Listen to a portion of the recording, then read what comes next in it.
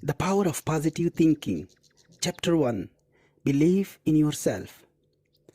Believe in yourself. Have faith in your abilities. Without a humble but reasonable confidence in your own power, you cannot be successful or happy. But with sound self-confidence, you can succeed. A sense of inferiority and inadequacy interferes with the attainment of your hopes, but self-confidence leads to self-realization and successful achievement. Because of the importance of this mental attitude, this book will help you believe in yourself and release your inner powers. It is appalling to realize the number of pathetic people who are hampered and made miserable by the malady popularly called the inferiority complex. But you need not suffer from this trouble. When proper steps are taken, it can be overcome. You can develop creative faith in yourself, faith that is justified. After speaking to a convention of businessmen in a city auditorium, I was on the stage greeting people when a man approached me and with a peculiar intensity of manner asked, "May I talk with you about a matter of desperate importance to me?" I asked him to remain until the others had gone. Then we went backstage and sat down. "I am in this town to handle the most important business deal of my life," he explained. "If I succeed, it means everything to me. If I fail, I am done for." I suggested that he relax a little, that nothing was quite that final. If he succeeded, that was fine. If he didn't, well, tomorrow was another day. "I have a terrible disbelief in myself," he said dejectedly. "I have no confidence. I just don't believe I can put it over. I am very discouraged and depressed. In fact," he lamented, "I am just about sunk. Here I am, 40 years old. Why is it that all my life I have been tormented by inferiority feelings, by lacking confidence, by self-doubt? I listened to your speech tonight in which you talked about the power of positive thinking, and I want to ask how I can get some faith in myself." "There are 2 steps to take," I replied. "First, it is important to discover why you have these feelings of no power.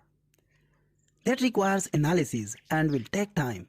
We must approach the maladies of our emotional life as a physician probes to find something wrong physically. This cannot be done immediately, certainly not in our brief interview tonight. But it may require treatment to reach a permanent solution. But to pull you through this immediate problem, I shall give you a formula which will work if you use it. As you walk down the street tonight, I suggest that you repeat certain words which I shall give you. Say them over several times after you get into bed. When you awaken tomorrow, repeat them 3 times before arising. On the way to your important appointment, say them 3 additional times. Do this with an attitude of faith and you will receive sufficient strength and ability to deal with this problem. Later, if you wish, we can go into an analysis of your basic problem. But whatever we come up with the following that study, the formula which I am now going to give you can be a large factor in the eventual cure. Following is the affirmation which I gave him. I can do all things through Christ which strengthen me. He was unfamiliar with these words, so I wrote them on a card and had him read them over 3 times aloud. Now follow the prescription and I am sure things will come out all right. He pulled himself up, stood quietly for a moment, then said with considerable feeling, "Okay, doctor, okay." I watched him square his shoulder and walk out into the night. He seemed a pathetic figure, and yet the way he carried himself as he disappeared showed that faith was already at work in his mind. Subsequently, he reported that this simple formula did wonders for him and added, "It seems incredible that a few words from the Bible could do so much for a person."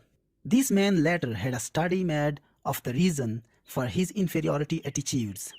They were cleared away by scientific counseling and by the application of religious faith. He was taught how to have faith, was given certain specific instructions to follow. These are given later in this chapter.